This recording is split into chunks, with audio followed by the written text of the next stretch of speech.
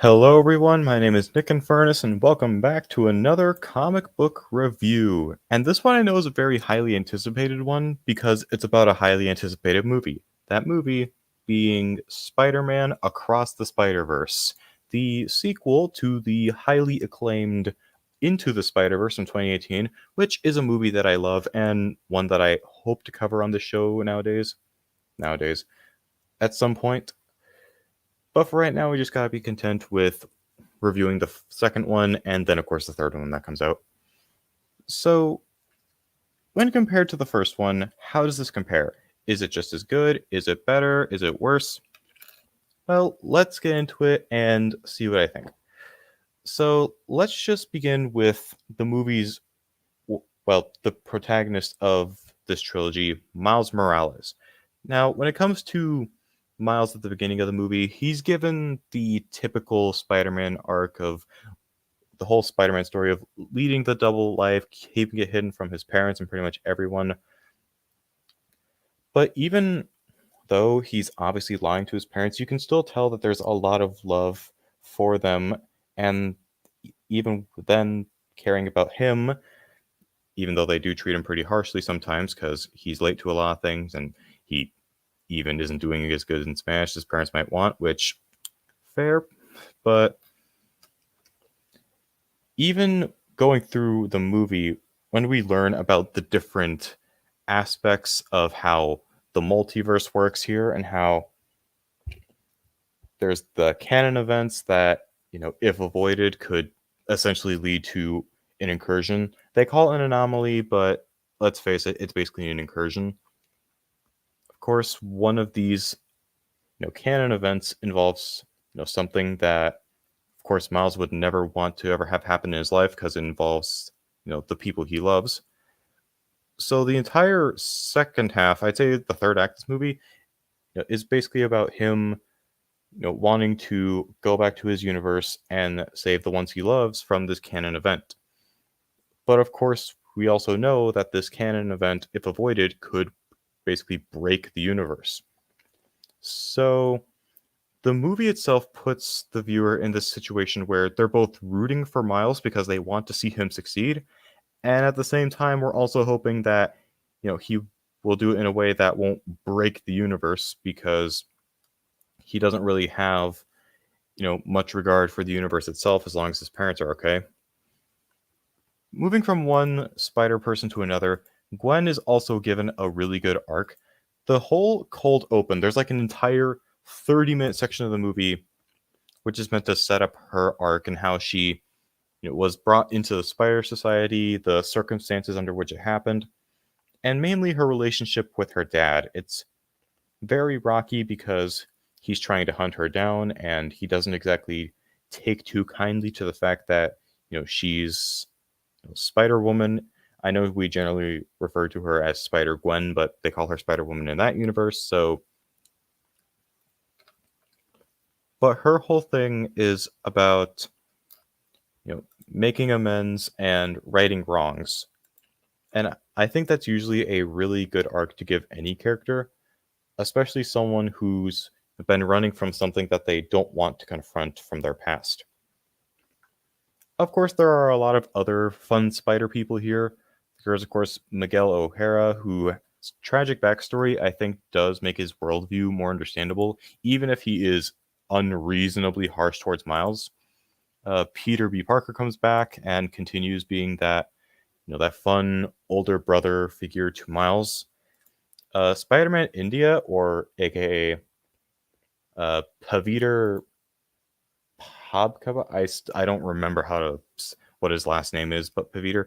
He's a very fun and enjoyable, character to have on screen. He has a very interesting method of web slinging involving this bangle, and I love how he pokes fun at the sort of romantic tension between Miles and Gwen. A really fun character, and he's voiced by the same guy who plays Dopinger in the Deadpool movies, so that's also fun. Probably my favorite Spider person in this movie who isn't Miles or Gwen might actually have to be Hobie or Spider Punk, because he reminds me of what Rock and Punk used to be, which I can't really speak much for this because I wasn't alive then, but how it used to be about, giving the bird to the man and basically standing up against the establishment. And it's not really like that anymore, but he's a really fun character and even ends up being just a really good friend to both Miles and Gwen. That was not supposed to rhyme, but it did. But moving away from the spider people, let's just talk about the thing that surprised me a lot about this movie, and that's I almost rhymed again. And that's the villain. So, you remember that scientist in Into the Spider-Verse that Miles threw a bagel at? I'm sure we've all seen the memes at this point. But yeah, he became an a genetically enhanced being called the Spot who can create all these portals. Now, going into the movie, I had absolutely no idea how they were going to handle the Spot because it's one of those characters where he has a power set that's it's very much a street level power set. What they ended up doing, however, is basically turning him into this Avengers level threat. He's given all this power. He has enough power to basically destroy the entire multiverse.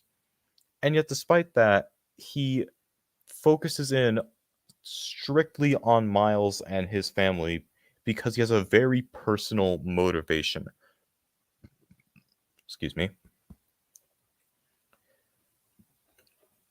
What am I trying to say? Yes.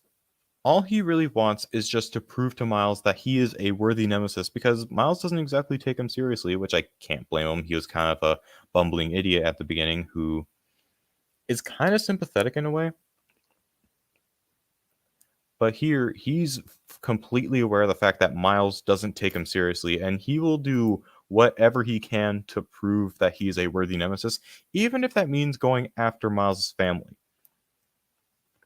Now, if I did have anything bad to say about the movie, this isn't exactly a bad thing, but it's just that the way the movie ends for Miles, it feels like it would have been better as the mid-credit scene, but instead it's just tacked onto the ending and just causes it to feel very dragged out. The ending itself is still very satisfying and sets up Beyond the Spider-Verse in a way that, well, I can't wait for next March is all I'm going to say. But it's just the way it ends for Miles, I just feel like it unnecessarily drags the ending out. Another thing to mention, this isn't a bad thing at all, but it's just the movie does end on a cliffhanger because Across the Spider-Verse and Beyond the Spider-Verse were originally Across the Spider-Verse parts 1 and 2 respectively. But because of that, it's not like necessarily like Infinity War where the movie ends. It's a very it's a conclusion to that story, but also ends on a cliffhanger. This is a very hard cliffhanger. Like, we're getting ready to go into a big action scene, and then it just says, to be continued.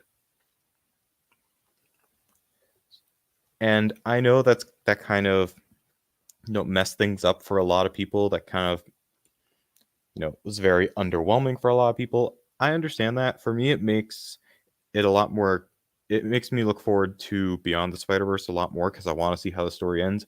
Hopefully they won't mess it up, but as it is, I still think the movie itself is great. It's not an incomplete movie, it's just an incomplete story that they're ending on a cliffhanger. Overall, I'd say I actually like this a good amount more than Into the Spider-Verse. And I mean, this probably would have been obvious. You guys predicted this very easily. This is a 5. Like, I know I didn't go into a lot of the details of this movie. It's mainly because I want to avoid spoilers. This movie is a lot of fun. There's a lot of, you know, great big emotions. There's a lot of really good humor. I'd absolutely recommend going to see it, but definitely get ready for it to end before it looks like it's going to. Anyways, that's going to be my review on Spider-Man Across the Spider-Verse. If you enjoyed, you know what to do. I'm not going to bore you with all that generic stuff. I'll see you guys in the next video. Take care, and Godspeed.